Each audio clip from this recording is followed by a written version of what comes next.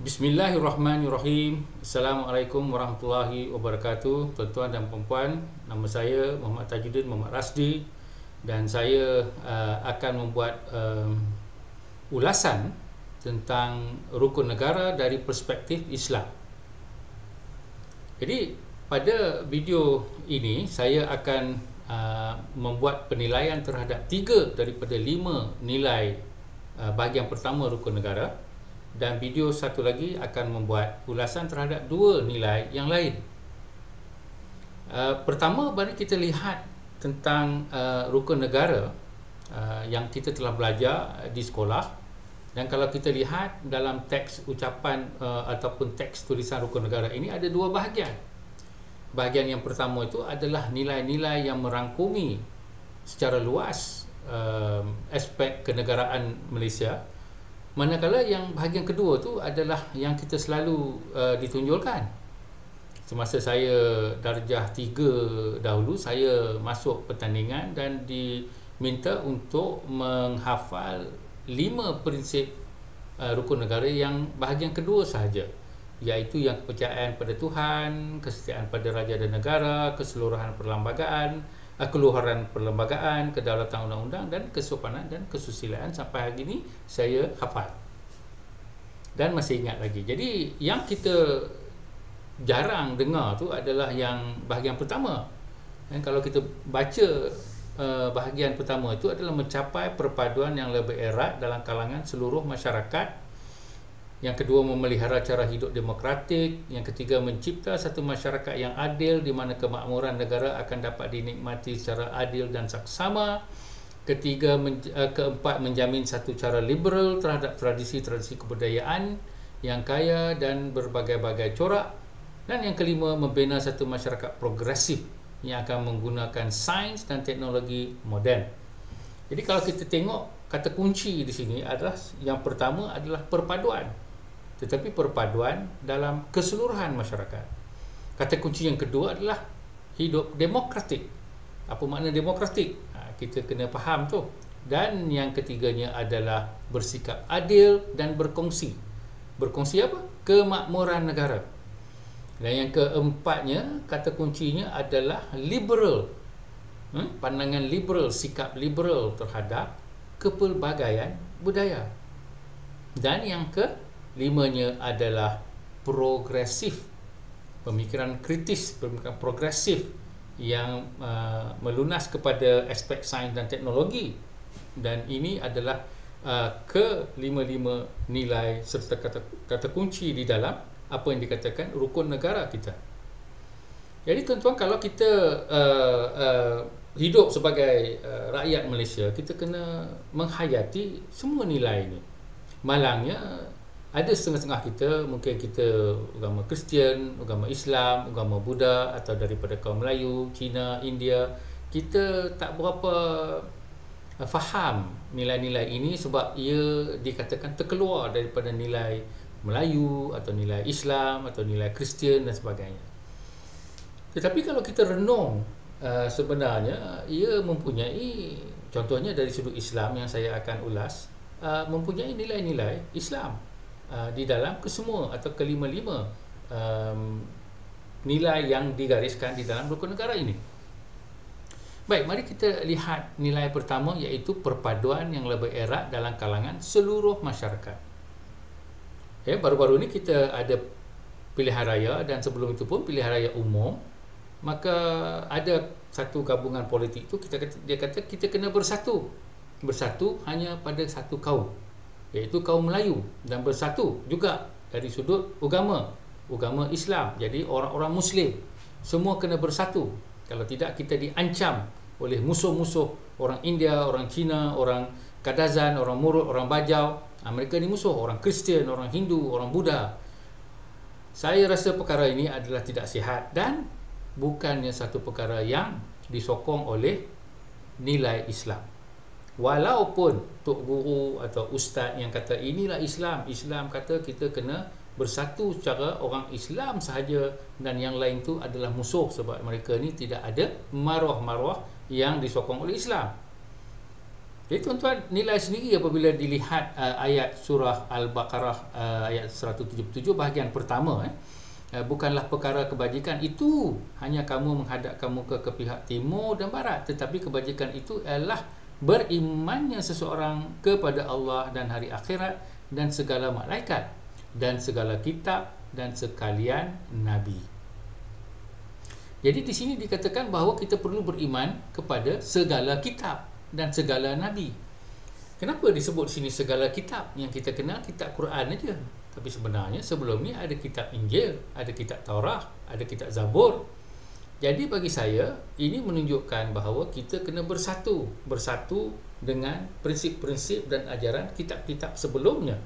Maka itu kita ni bersatu dengan orang Kristian, dengan orang Yahudi, dengan orang-orang lain yang mengamalkan sistem pengajaran agama melalui kitab yang mengajak kepada kebaikan.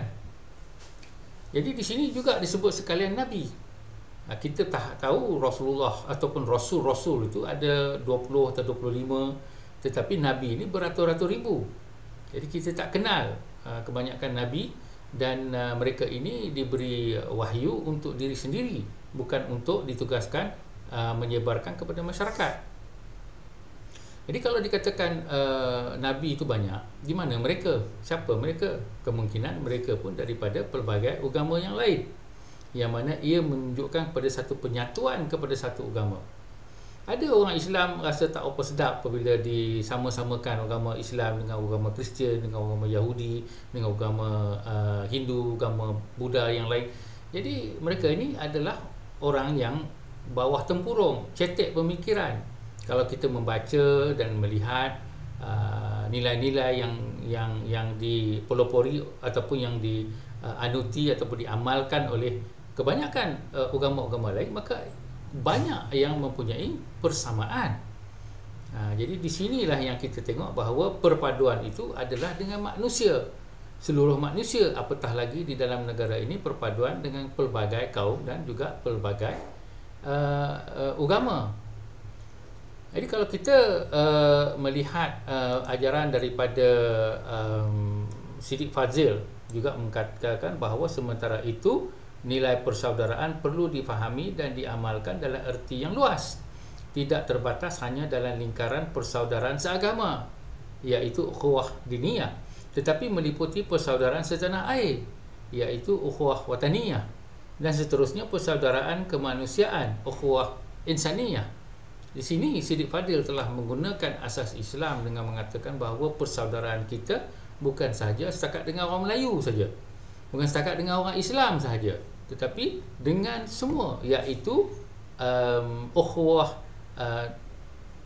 wataniyah dalam negara kita yang disebutkan oleh nilai rukun negara tadi, iaitu perpaduan keseluruhan masyarakat.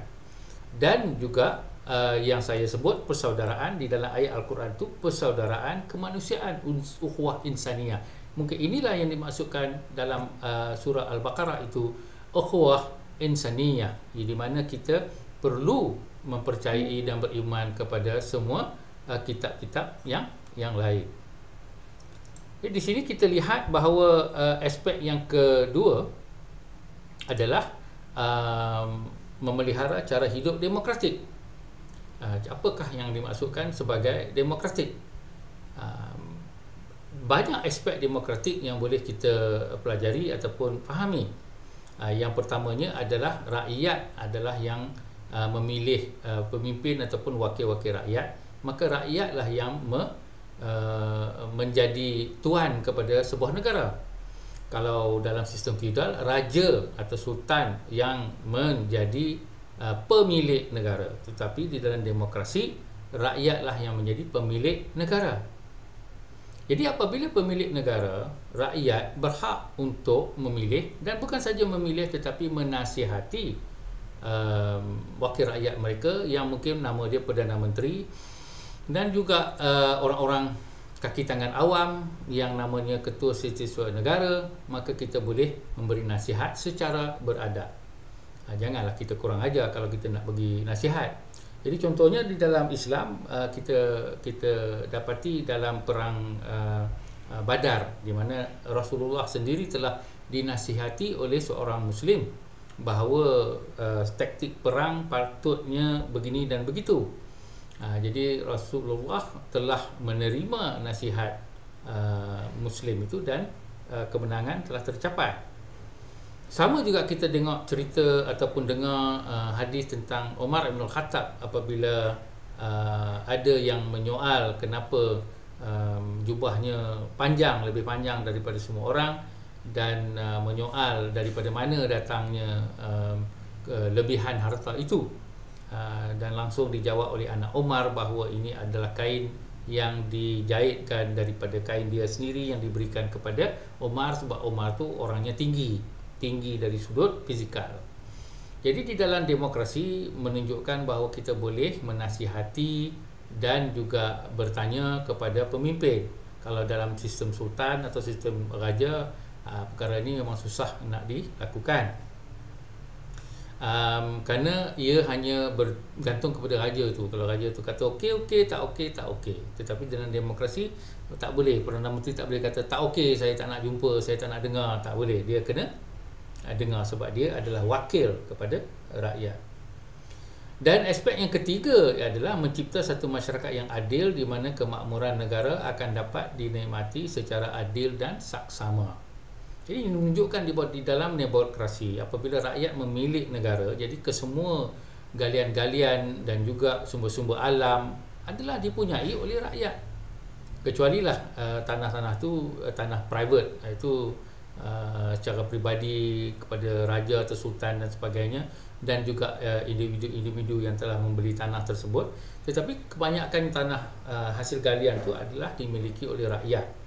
Jadi oleh kerana rakyat, maka kita kena adil, saksama, dan sesiapa yang lebih miskin daripada yang lain kita utamakan, tak kiralah dari kaum atau agama apa.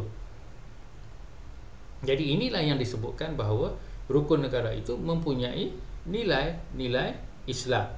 Dan adalah salah apabila kita kata kita hanya perlu berkelompok di dalam satu kaum saja atau berkelompok di dalam satu agama saja demi untuk kita mempertahankan kaum dan agama kita daripada musuh-musuh, bukan daripada kaum dan bukan daripada agama kita sendiri. Jadi di sini saya rasa bahawa rukun negara ini mempunyai aspek-aspek nilai Islam dan bukan semata-mata hanya satu perkara yang didapati daripada negara barat atau nilai barat dan sebagainya, sebab banyakkan nilai-nilai di dalam sistem manusia ini juga dipunyai oleh Islam itu sendiri, menunjukkan keseluruhan dan kebesaran Islam itu sendiri. Jadi di situlah ulasan saya kepada tiga nilai, dan saya akan sambung kepada ulasan nilai yang dua lagi di dalam rukun negara ini. Sekian, terima kasih.